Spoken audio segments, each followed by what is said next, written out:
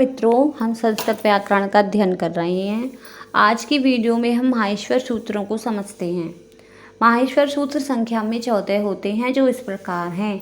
अयुड़ा, ऋलृक, एओंग, अयोच, हैवरट, लड़, अमंगणनम, झभय, घड़दस, जब, गड़दस, खप, छटत, चट, तप, कपया, शशर और हल। अब कहते हैं कि इन्हें माहेश्वर सूत्र क्यों कहा गया है, क्योंकि भगवान महेश्वर के डमरू से उत्पन्न होने के कारण इन्हें माहेश्वर सूत्र कहते हैं। लेकिन ये भगवान शिव के डमरू से उत्पन्न कैसे हुए? कहते हैं कि महर्षि पाणिनि ने संस्कृत व्याकरण की रचना करने की इच्छा से भगवान शिव को प्रसन्न करने के लिए तपस्या की। प्रसन्न होकर भगवान शिव ने नृत्य के अवसान में 14 बार डमरू बजाकर उन्हें ये सूत्र प्रदान किए। भगवान शिव उनसे प्रसन्न हो गए और उन्होंने ये 14 बार डमरू बजाया, जिनमें से ये ध्वनियाँ निकली, इसलिए इन्हें माहेश्वर सूत्र कहते हैं। और इन्हीं के आधार पर महर्षि पाणिनि ने संस्कृत व्याकरण की रचना की। नत्तावसाने नटराज राजो ननाद ढक्काम नवपंच बारम। नत्तावसाने यानी नृत्य के अवसान में नटराज राजो भगवान नटराज भगवान शिव ने ननाद बजाया, ढक्काम डमरू, नवपंच बारम 9 और 5 14 बार। तो नटराज राज भगवान शिव ने नृत्य के अवसान में 14 बार डमरू बजाया। क्यों बजाया 14 बार? तो करे उद्धर्तु कामे शनकादि सिद्धांत, शनकादि सिद्धों के उद्धर्तु काम में उद्धार की कामना से डमरू बजाया, जिसमें क्या था? शिव सूत्र जालम विमर्शी, 14 शिव सूत्रों का ताना बाना निहित था। तो नटराज राज भगवान शिव ने नृत्य के अवसान में शनकादि सिद्धों के उद्धार की कामना से 14 बार डमरू बजाया, जिसमें 14 शिव सूत्रों का ताना बाना निहित था। अब देखते हैं कि माहेश्वर सूत्रों के अन्य नाम भी हैं। तो माहेश्वर सूत्रों को चतुर्दश सूत्र कहते हैं, क्योंकि ये संख्या में 14 हैं। दूसरे, इनको प्रत्याहार सूत्र कहते हैं, क्योंकि इन सूत्रों से प्रत्याहार बनाए जाते हैं। इन्हें शिव सूत्र या माहेश्वर सूत्र कहते हैं, क्योंकि भगवान शिव के डमरू से ये उत्पन्न हुए थे। चौथा, इन्हें कहते हैं वर्ण समाम्नाय सूत्र, क्योंकि इन सूत्रों के अंतर्गत वर्णमाला निहित है, इसलिए इन्हें वर्ण समाम्नाय सूत्र भी कहते हैं। अब हम देखते हैं माहेश्वर सूत्रों के विषय में जो हमें जानने योग्य चीज़ हैं वो क्या है। तो माहेश्वर सूत्रों में सबसे पहले आते हैं स्वर, उसके बाद आता है अंतस्थ वर्ण ये वे रे ले, उसके बाद वर्गों के क्रमशः पंचम वर्ण, चतुर्थ वर्ण, तृतीय वर्ण, द्वितीय वर्ण, प्रथम वर्ण, और सबसे अंत में आते हैं तालव्य से, मूर्धन्य से और दंत्य से और है। ये चारों मिलकर बनता है ऊष्म वर्ण। तो ये इसमें सबसे अंत में गिने गए हैं। अब कहते हैं कि इन चतुर्दश सूत्रों के अंत में जो ड़, क, अंगा, च आदि व्यंजन वर्ण हैं वो हलंत हैं और उनका नाम इत है। यानी जो हलंत वर्ण हैं, प्रत्येक सूत्र का अंतिम वर्ण हलंत है और उनको इत कहते हैं। तो एशाम अंत्या इत, यानी इन सबका अंतिम जो है, अंतिम वर्ण जो है उसकी इत संज्ञा हो जाती है। अब इत संज्ञा क्या होती है अभी हम उसको देखेंगे। तो इन इत संज्ञक वर्णों का लोप हो जाता है। कुल 14 इत संज्ञक वर्ण होते हैं, क्योंकि 14 सूत्र है, प्रत्येक सूत्र में अंतिम वर्ण इत संज्ञक है, तो 14 इत संज्ञक वर्ण हो जाते हैं। लेकिन कहीं लड़ सूत्र का आकार भी इत संज्ञक होने से इत संज्ञक वर्ण 15 कहे गए हैं।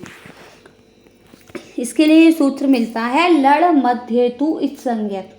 तो लड़ के मध्य वाला जो अक्षर है, तो लड़ के मध्य में क्या आता है? भी देखो लय आ गया, लय में लय तो इत संज्ञक है ही, तो लय में जो आकार है वो उसका मध्य वाला अक्षर है। तो इत लड़ मध्य तु इत संज्ञक, इसलिए इसका आकार भी इत संज्ञक है।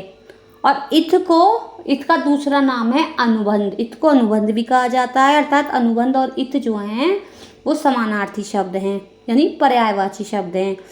प्रत्याहार बनाने में इत संज्ञक वर्णों का प्रयोग किया जाता है, किंतु प्रत्याहार के अंतर्गत वर्णों की गिनती में इन संज्ञक वर्णों को नहीं गिना जाता है। जैसे अच प्रत्याहार आयुड़ा, रिलरिक, एओंग, अयोच इन 4 सूत्रों से बना है। यहाँ अयुड़ा के ए से लेकर अयोच के च के बीच आने वाले सभी वर्ण अच प्रत्याहार में गिने जाएंगे, किंतु ड़ा, का, अंगा, च ये जो 4 वर्ण हैं वो अच प्रत्याहार में नहीं गिने जाएंगे। अतः अच के अंतर्गत आ, ई, उ, री, री, ए, ओ, आई, औ ये 9 वर्ण आते हैं, जिसमें संज्ञक वर्ण नहीं गिने गए हैं। अब देखते हैं कि माहेश्वर सूत्रों के 5वें सूत्र हैवरट में है वर्ण गिना गया है तथा 14वें सूत्र हल में भी है वर्ण गिना गया है। तो इसलिए माहेश्वर सूत्रों में हकार की गणना 2 बार की गई है, ये याद रखने बात है। फिर है माहेश्वर सूत्रों में हकार का 2 बार ग्रहण क्यों किया गया, तो इसके 3 कारण बताए कि एक तो अट और शल प्रत्याहार में है वर्ण को शामिल करने के लिए तथा अरहेड़ और अधुक्षर आदि प्रयोगों की सिद्धि के लिए, ये सब चीज़ें आगे समझाई जाएंगी।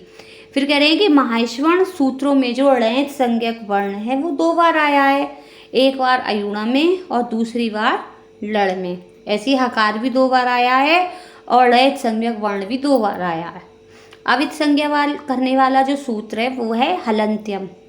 उपदेशावस्था में जो अंतिम हल होता है उसकी संज्ञा होती है। अब हम देखेंगे अभी कि उपदेश अवस्था कौन सी होती है और इस संज्ञा कैसे होती है। तो इस संज्ञक वर्ण हमने पढ़े कि 14 सूत्रों के जो अंतिम वर्ण है वो इस संज्ञक वर्ण है। तो इस संज्ञक वर्णों का लोप करने वाला सूत्र है तस्य लोप। तो जिस वर्ण की संज्ञा होती है उसका लोप हो जाता है। कैसे हो जाता है, जैसे अयुण में जो ण है, रिलरिक में जो क है, इनकी ना हलंत्यम सूत्र से इत संज्ञा होकर तस्य लोप से इसका लोप हो जाता है।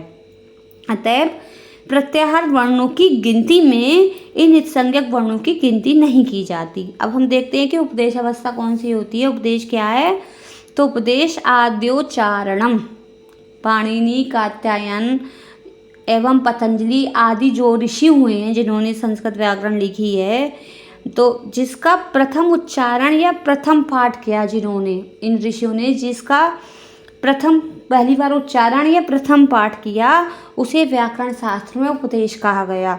तो यहाँ अयुण, रिलरिक आदि 14 सूत्रों को महर्षि पाणिनि ने महेश्वर की डमरू की ध्वनि से प्रथम बार उच्चारण किया, अतः ये 14 सूत्र भी उपदेश कहलाए।